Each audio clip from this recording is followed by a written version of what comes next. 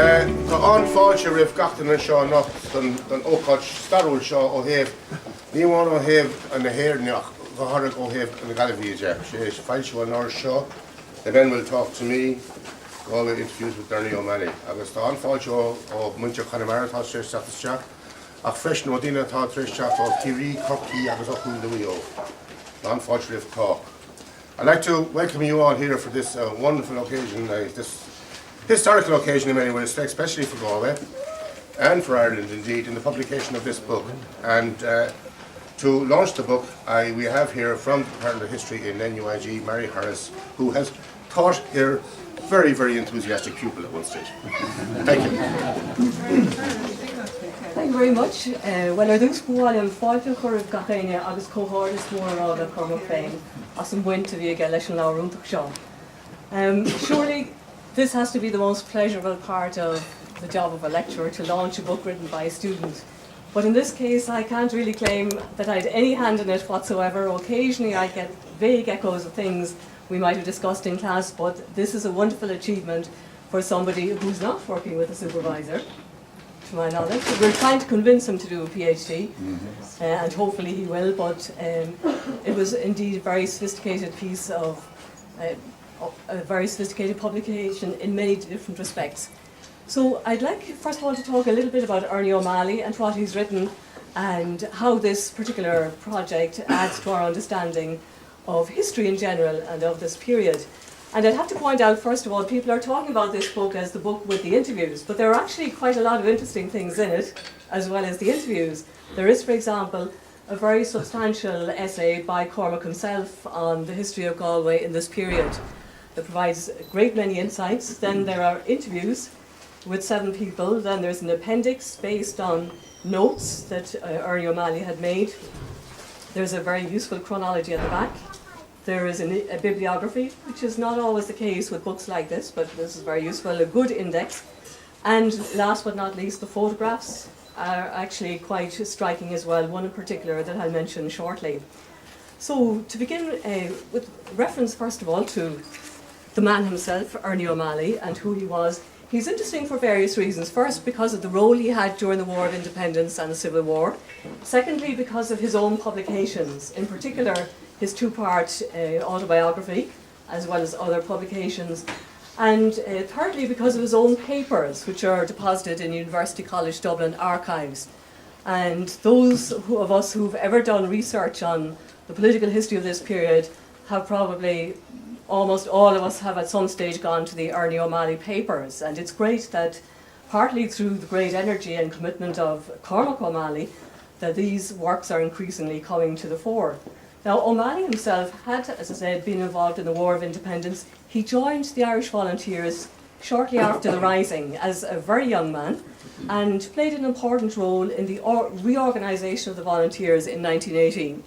And he claimed himself in one of his publications that Collins told him to go off, giving him no instructions, no help except the name of some local figure. And there this young man was supposed to go off and become engaged in reorganisation. So he was a person of great commitment, and unlike many of his contemporaries, he did not come from a Fenian background. In fact, his family were very much at odds with what he did. Now, he also dropped out of medical studies to become fully involved in the struggle. It's not quite clear to me whether his failure of his exams were the cause or maybe the result of this commitment. But undoubtedly he worked enormously hard over the next few years. And after the Civil War, he spent some years travelling and spent time in Europe, first of all, spent time in the US, spent some time in Latin America. So the first volume of his writings, The Singing Flame, comes with this odd note at the end, EOM, New Mexico, Mexico, Peru. A rather strange base, perhaps, for writing work of this kind. So in a sense, he was writing from a distance when he wrote this. Now, he also, in his introduction, reflected a lot on what he was trying to do in the book and how he was trying to discuss the relationship between the individual and the wider movement. And for him, this was very important, particularly given that his own family background was very different indeed. And he also talks quite a bit in the introduction about the whole question of of what his own aim was, and he mentions also quite significantly, if I can just find it here, he mentions that his own recollection of his earlier life is, as he put it himself, across a gap of 20 years, vague, ill-defined and romantic. So already here we see a person who writes his own account. He doesn't see it as history per se, but he is aware that sometimes the way we remember things isn't necessarily accurate thing. Now, when he returned to Ireland in the 1930s and published The Singing Flame, that wasn't by any means the end of his historical interest. He continued for years to collect more and more information. Initially, he thought of publishing some of it in the Kerryman newspaper, owned by Dan Nolan, who is probably better remembered from his association with the Rose of Tralee contest. But Dan Nolan and the Kerryman played an important role in perpetuating a memory of what had happened. And ultimately, Dan went on and founded Anvil Press. So initially, O'Malley's idea was that he would publish some of his accounts in the Kerryman, but ultimately he instead published them in the Sunday Press and in a series known as Raids and Rallies that came out later in book form. But he continued to work on what was going to be part 2 of his own memoir. However, he died before it was actually completed, and it didn't emerge until the 1970s when it was edited from various drafts by somebody else. Now this is quite an extraordinary book. This takes up the story with the Civil War. And it's interesting that his first volume didn't include the Civil War. It wasn't unusual at the time. If we look at other key figures in the period, like Tom Barron, for example, didn't deal with the Civil War in his guerrilla days in Ireland. Dan Breen did, but only in a very brief way. The Civil War was a very difficult subject for people to talk about back in the 1930s. But obviously Volume 2 was going to cover the Civil War. And here we have one of the most amazing accounts of what it was like in the early stages of the Civil War. But there are a few elements of this which, though very attractive, might cause some alarm for some historians. So one piece, for example, that I particularly like is this. This is a description of him inside the forecourts when he's talking to his comrades, and he realises, they all realise they're going to have to surrender. This is after the forecourts had come under attack. And there is some concern over who's actually going to do it. And then he says, all right, he said, I'm OC, I'm responsible, I'll take the surrender. Company fall in sections. We're not going to march out with their arms. The men outside have broken their oath to the Republic. Pile arms and ammunition in the room beyond. Gunners will smash machine gun parts, strip automatics, and throw the parts on the burning block. Then parade on the quays. So here we have instructions to the men. Now, of course, the historian would say, where was his tape recorder? This is a reconstructed conversation many years after the event. And a lot of the memoirs from this period have reconstructions of conversations that we might consider a bit suspect. One of those who engaged in this type of reconstruction was P.S. O'Hegarty, from the other side of the political divide, who claimed in the introduction of his own memoirs to have an excellent memory and was quite confident that he could remember conversations exactly, but most people wouldn't actually believe this. Now, as O'Malley goes on, then he talks about what happened in beautiful, well-phrased language. He says, the machine gunners stripped their guns, jumped on the parts, twisted and battered them. Their hands were torn and bleeding, but they did not heed. They smashed in a frenzy. The men walked out the gate in groups. The rifles and revolvers were heaped in a large room. The court's quartermaster with Father Breslin and I remained there to pile them up. Paraffin was slopped around the floor, and then with blinding flashes incendiary grenades were thrown. Flames flared on the rifle pyre, licking the butts on the woodwork. We watched for a time, tear of rage in our eyes. So it's all very emotive and very poetic in a sense. But again, occasionally historians would wonder if a person with a great literary sense, a sense of words and how they can be used effectively, might really be totally true to events, rather than other kinds of accounts that are just trying to get the message across. So I come now to the accounts that are trying to get the message across. There was a major project in the mid-20th century to gather such information. This is the Bureau of Military History's collection. And the website now provides, the Bureau of Military History website archive contains over 1,700 statements by people collected at the same time as Ernie O'Malley was interviewing people himself. And I never had such a good insight into the Bureau of Military History's operation until I actually read some of these interviews, because they are so different. Now, we know we have information about the instructions given to the Bureau of the Military History In some cases, the interviewers took down notes, then they were told to go off and construct a coherent story, send it back to the person who could then sign it. In other cases, they used questionnaires and constructed it. But what you get reading those statements, and I mention this because those statements have gained great status in the public mind as being the story of what happened, but they are somebody else's construction, and that's very different from the stories we have here in this book. Because here the material is much more raw. Occasionally it's a bit frustrating because the chronology isn't very clear. You'd wish he added a few more dates.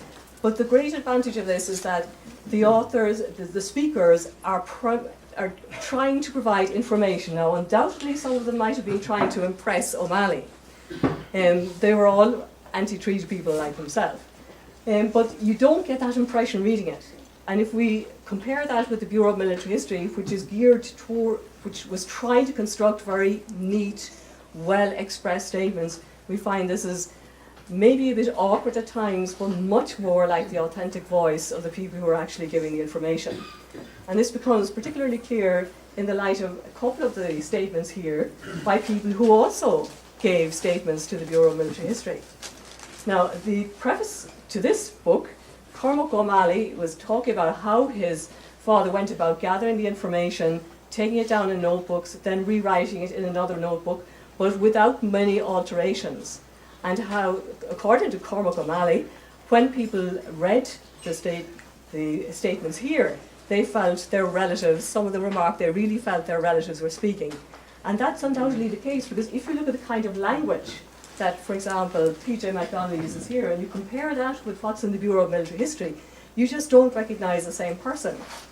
And in fact, the language here is worth a study in its own right, because it's in some cases very heavily influenced by Irish rhythms. And I'm sure linguists would find it very interesting, apart altogether from the scholarly interest. So what then are the interviews about? Well, they focus on the period, they focus very much on military operations. And they cover the period up to and including the Civil War. Now this again is a big difference from the Bureau of Military History, which didn't want to get involved in the Civil War. So the Bureau of Military History's instructions were, follow events from the 25th of November 1913, the night the Irish Volunteers were launched, up to the day of the truce, the 11th of July. And in some cases, for some reason or other, the witness statements go beyond that. But in many cases they don't. And you'll find some of the people here who gave evidence to the Bureau of Military History cut off rigidly at the truce. But here they go and extend the story and tell much more about what happened afterwards. So this is much more satisfying in that sense. And we also get some very interesting insights. For example, in one of these accounts talks about Collins saying in early 1922, saying apparently that the best thing to do would be to accept the treaty for about 6 months, gather guns, and then tell the British to go to blazes. Now that's not the official version of Collins's position in early 1922. We have much information here also, to take another 1922 issue, about gun swapping. Now the business of gun swapping happened in early 1922 when Michael Collins was supporting military activity by the IRA in the north. And at the time, a lot of the guns that Collins had been acquired from the British. And he didn't want to send them up north, because if they were seized, they would be recognised as having emanated originally from Britain. So the idea was to get guns from elsewhere in the country and to swap them for the British guns and send those that weren't British guns up north. Now, people got tired of that eventually and they started just filing off serial numbers. But there are a number of references here that are quite interesting to the gun swapping business. There are references to the difficulties of actually setting up the volunteers and running the volunteers, planning operations in a place where, a very poor place, frankly, where it was difficult in a place that's sparsely populated to feed the volunteers. It was difficult because of the landscape to find appropriate places for ambushes. And then we also have information from one very unusual witness here, who was actually a person with a British Army military background, Margetts,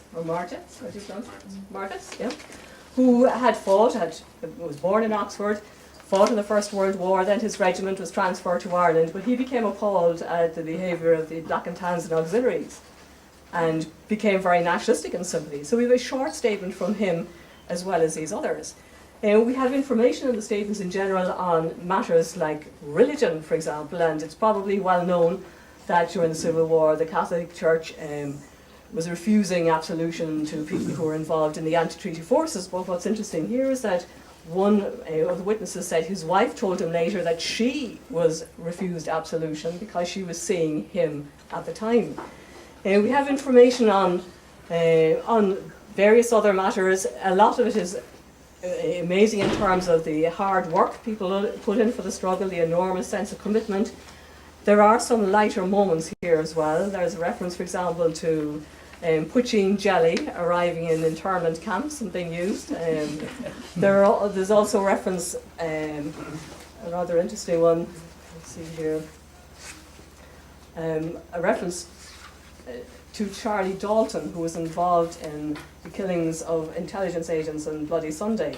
And apparently that night, it's interesting as well how the language is phrased here, because the sentence actually of the paragraph begins reading, Lemass was sleeping with Charlie Dalton that night. But of course, beds were in very short supply when people were on the run. But in any case, Lemass was sleeping with Charlie Dalton the night after Bloody Sunday, and the taps were running. Dalton thought that it was gurgling blood. So we have this sense here of anxiety and perhaps an element of remorse.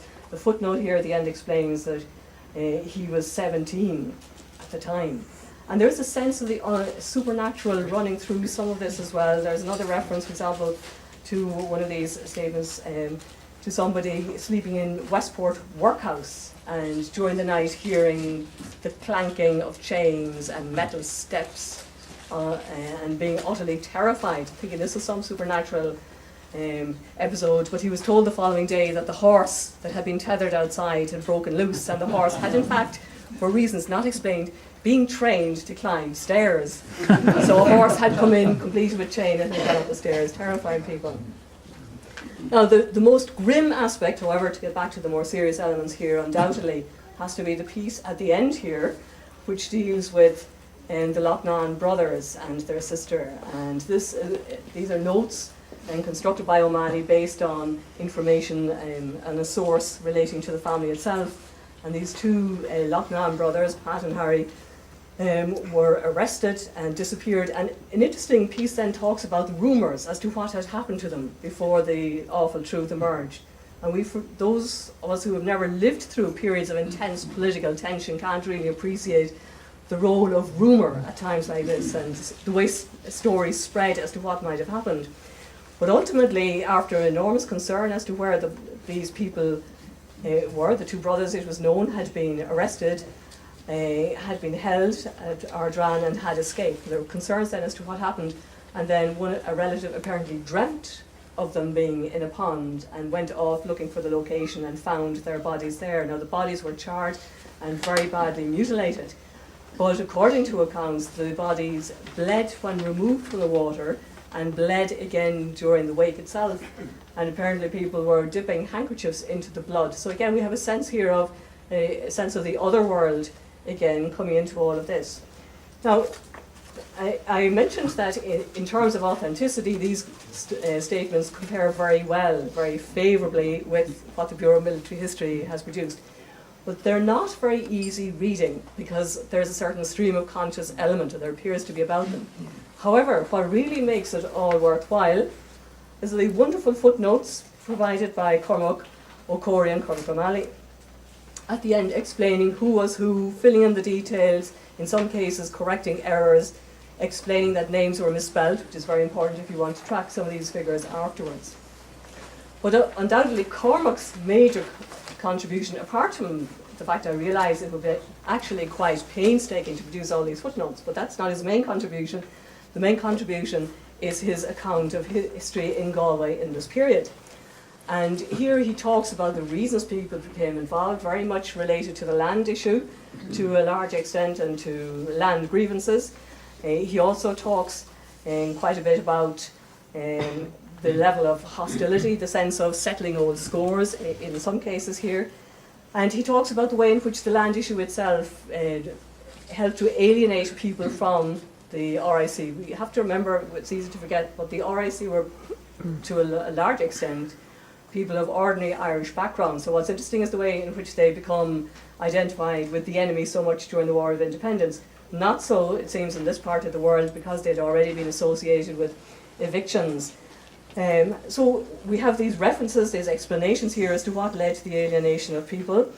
We see also, we see how the situation emerged over time, and we see Cormac really providing quite a sophisticated analysis of some of these issues, because he's moving away from any kind of black and white or single cause explanation of anything, and he's explaining the variety of factors that lead to any particular phenomenon. For example, when he's talking about the difficulties facing the volunteers in Galway, and in some cases the slow progress of the volunteers, it seems to have been quite slow up to early 1921, and then he produces a range of different reasons why this might have been, including, as I mentioned, some of the witnesses mentioned, the poverty of the people, the actual landscape itself, but also a very serious problem of leadership for the early stages of the War of Independence. That situation improved in 1921, but by the time momentum was being built up, of course, the truce emerged anyway.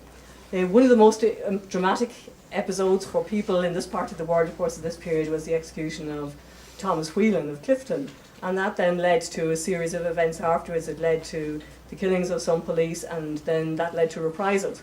Now, it would be easy to present the War of Independence as essentially tit-for-tat killings between the police and the volunteers, and to a certain extent that is what happened. However, being a very careful, meticulous scholar, and Cormac points out that in fact in some cases what would appear to be reprisals actually occurred quite some time after any recent events, so there doesn't seem to be necessarily a direct link in some of the cases, and in some of the cases, for example, what happened to the Loughnane brothers, in any case it seems to be a case of wanton violence.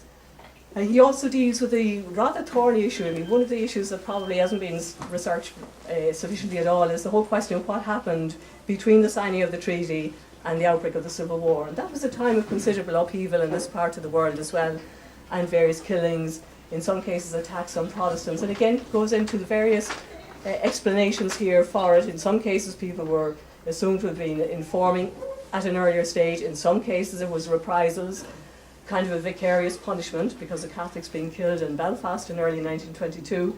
There are a number of different reasons that go into explaining what happened in this period.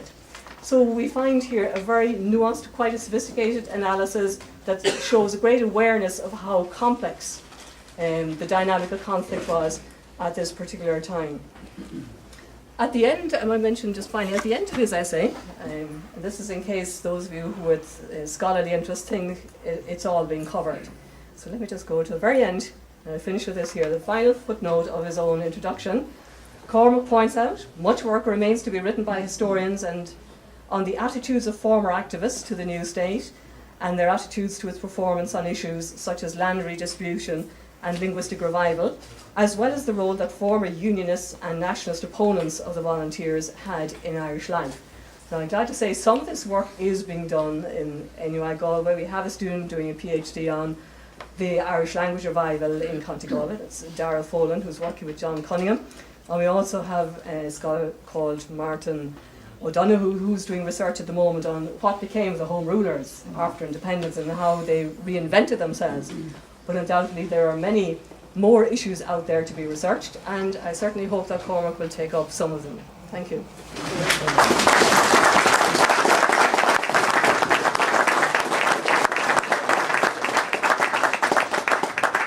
With informative speeches like that, I sincerely hope we have many more books published like this in the future.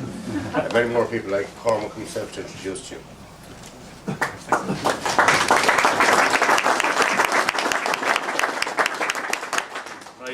Despite being a secondary school teacher, I actually hate public speaking, so we'll keep this reasonably brief. But there's a couple of very brief points that I'd like to make about the history and the writing of the book, and also there's some people that I'd like to pay special thanks to. I tried to thank a large number of people in the book, but even since the book went to print, other people have come forward and assisted us with an awful lot of different ways of helping us. Okay, both myself and Cormac.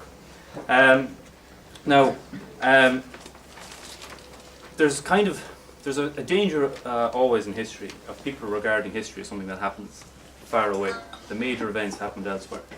But my own attitude is that people have been living in Ireland for the past 9,000 years. There isn't a field or a road or a street that you can't connect with events of huge historical importance. Within a couple of 100 yards while we're standing here this evening, 2 guys were shot in the Civil War, for example. And the whole country is like that. We're surrounded constantly with the ghosts of the past, with history walks beside us. And I think it's essential, if we're to retain any sort of local identity, that we make people aware of their connections with the past, the shared experiences that their ancestors went through, on whatever side they were involved in. Now, Galway is lucky in the sense that we have a thriving Gaelic cultural scene. But we also have historians that have made their expertise available and have made their knowledge available. That it's not just something that remains in books, remains in archives. And you have the likes of, we say, the Kennys here, and Gawr Tui in the university, who was very generous with his knowledge and with his time.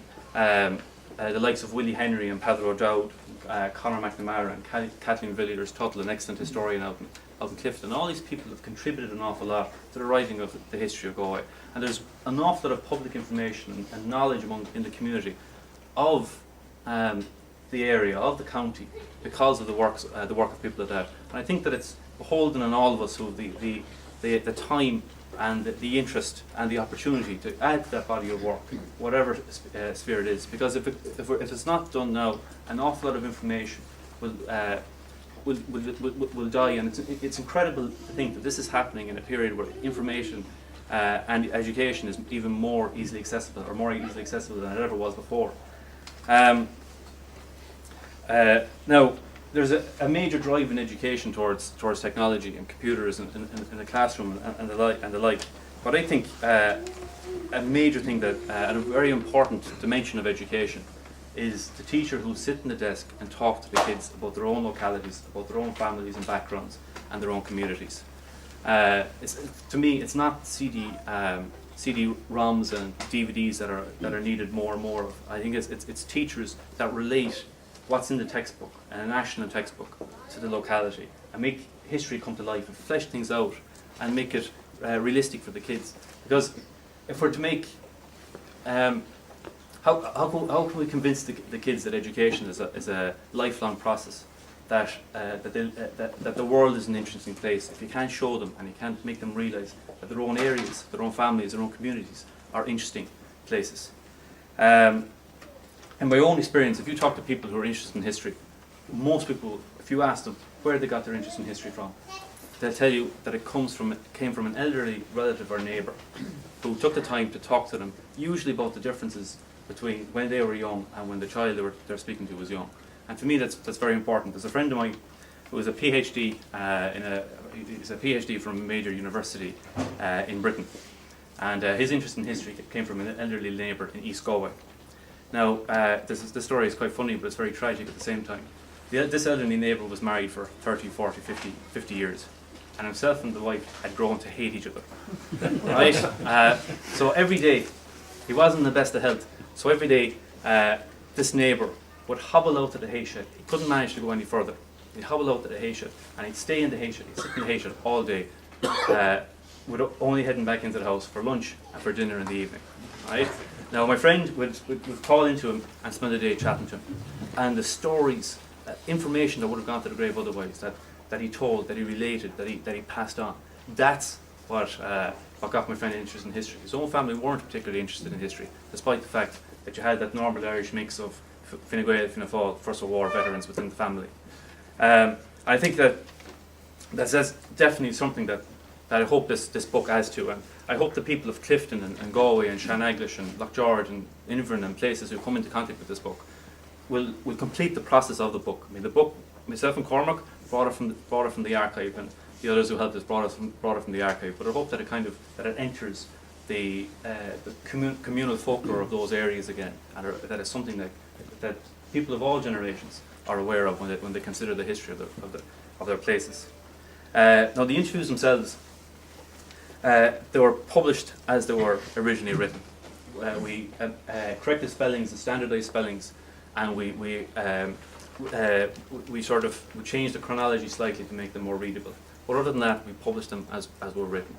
Now, if you look at the inside of the book, you'll see Ernie O'Malley's handwriting, incredibly difficult to read. So it was a very time-consuming and process. But it was, I have to say, it was a total pleasure to be involved in the book. And I'd like to thank Cormac himself for giving me the opportunity, and also Padraig O'Rourke, who suggested to Cormac that I be involved in the Galway book. Cormac originally intended to have a Clare and Galway book together. Padraig has given me great support over the last 4 or 5 years, great encouragement, great assistance, and I'm very, very grateful. I wouldn't be here today if it wasn't for Padraig. Okay? I'd like to thank the families of the men who were interviewed in the book, and also other families who gave us an awful lot of assistance. I don't think the book, I wouldn't be as happy with the book if I didn't have the background information that only the families could provide. Now, they were incredibly welcoming.